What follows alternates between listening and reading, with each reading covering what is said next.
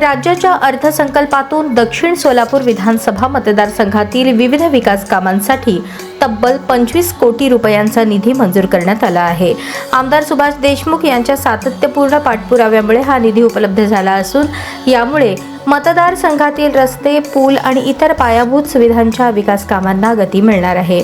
मंजूर निधीतून इंगळगी ते जेऊर धुबधुबी तलाव पुलाचे बांधकाम करण्यासाठी 6 कोटी रुपये, बरूर हत्तरसंग कुडल रस्त्याचे काँक्रिटीकरण करण्यासाठी 4 कोटी रुपये, मंद्रुप माळकवठे सादेपूर बाळगी रस्त्याचे काँक्रिटीकरण करण्यासाठी 5 कोटी रुपये, भंडारगवठे माळकवठे रस्त्याची दुरुस्ती व काँक्रिटीकरण करण्यासाठी 5 कोटी रुपये, तसेच निंबर्गी कंदलगाव रस्त्याची दुरुस्ती आणि काँक्रिटीकरण करण्यासाठी 5 कोटी रुपये असा एकूण 25 कोटी रुपयांचा निधी मंजूर करण्यात आला आहे। या निधीमुळे दक्षिण सोलापूर मतदारसंघातील ग्रामीण भागातील दळणवळण अधिक सुकर होणार असून नागरिकांना चांगले रस्ते आणि वाहतूक सुविधांचा लाभ मिळणार आहे।